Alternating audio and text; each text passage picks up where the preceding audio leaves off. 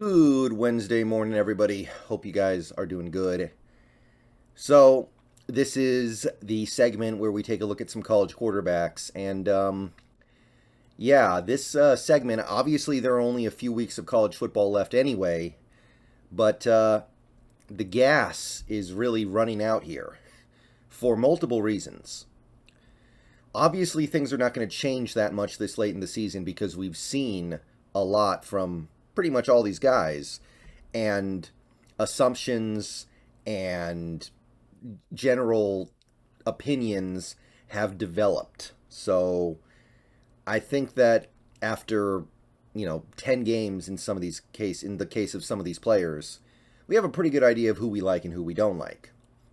So my list has not changed very much at all from last week. So there isn't going to be a whole lot to talk about, but here's the thing with what I just said. When I say that not much has changed, that's both in terms of the rankings, but it's also in terms of just general overall enthusiasm. Because this was supposed to be a great quarterback class, and I'm sitting here right now, I'm looking at this quarterback class, and I'm seeing one actual blue chipper. So it didn't happen.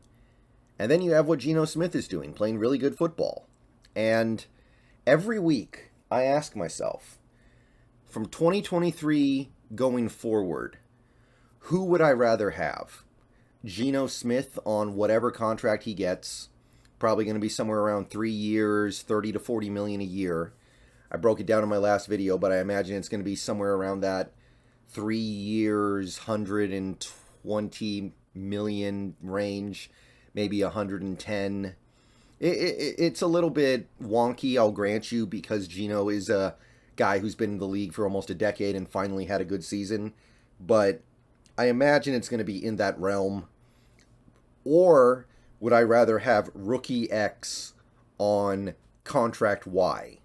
Because obviously the contract would be a lot less than whatever Geno's going to get. Geno's looking at 30 to 40 million a year. The rookie is going to get at most 40, like 10 mil a year, and some of these guys are going to get a couple million a year. So I asked myself that question: would I rather have Geno on his contract or the rookie on his rookie contract? The only player I would say give me the rookie would be C.J. Stroud, one guy who is, by the way, very likely going to go number one overall, and Houston is very likely going to be the team that takes him number one overall. So that's kind of lame. With everybody else, I compare my options and I say, give me Geno. I like these guys. I still do. But I don't see any of them as sure things. CJ Stroud, I see as a relatively sure thing. I don't know if it's a guarantee that he's going to be Pat Mahomes, but I believe that he is about as safe as you can get in terms of being an upper end starter in the NFL. He can be a really good player in this league. I'm very confident in that, but you probably can't get him. All right? So, moving on from that possibility, I like Hendon Hooker a lot. It is appealing that you might be able to get him in the middle of the first round, but I'm also aware of the fact that he runs a relatively simplified offense at Tennessee. He doesn't have the greatest arm. There are issues with Hendon Hooker. I like a lot of things about him, but I'm not going to pretend he's a blue chipper. And that's my number two, so that's the problem. The only flip I made on my list this week was I flipped Richardson with Levis. Neither guy played great, but Richardson, you're seeing him use his legs a little bit more lately, it seems like. He's taking off and running and showing that he is a dual threat. So he's, even though he's still not passing the ball very well, how should I put this? Levis, bad game against Vanderbilt, not very productive. I still like him. I don't want anybody to think otherwise. He's still a very intriguing prospect to me, but I look at Will Levis and I'm starting to see Josh Allen. And I know everyone just heard me say that and was like, whoa, isn't that amazing? Isn't that a great thing? I mean, it kind of is, but Josh Allen needed multiple years to get to the point where he was a really good NFL quarterback.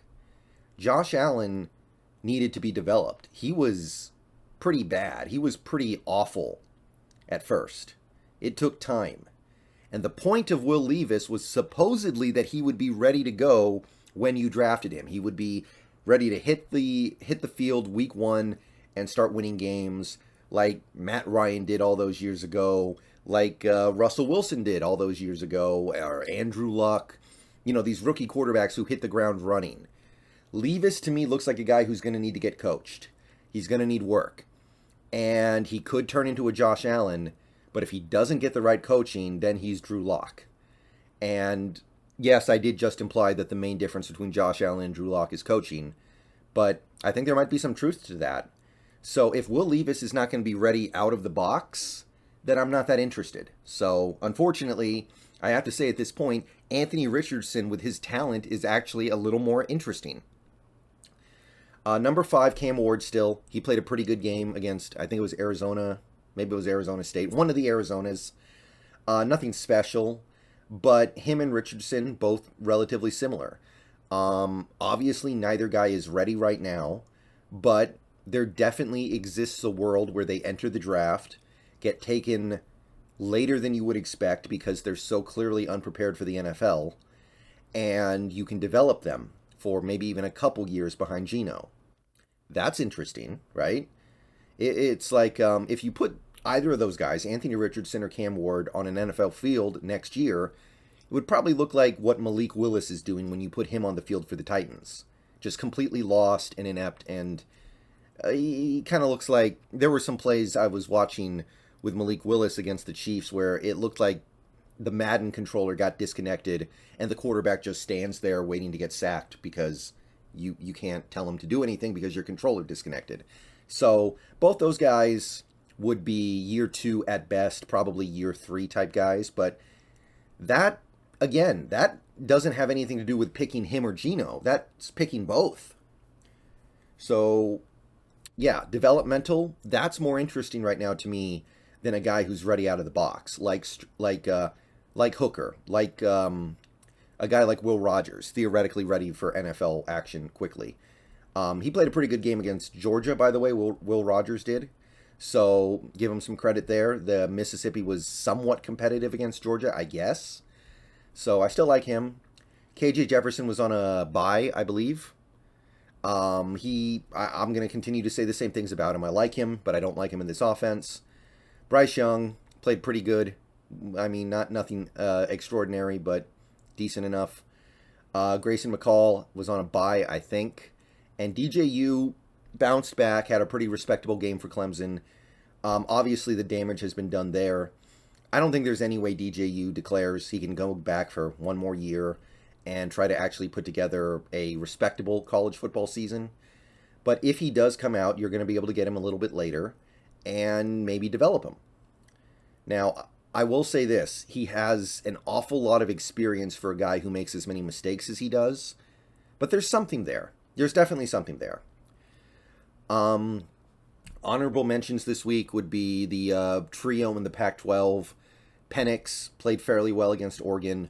Bo Nix. I mean, I look at Bo Nix and I don't know if I see an NFL player, but it's intriguing, right? He's got to be at least a consideration in the day 3, and DTR at UCLA, even though UCLA lost on Saturday.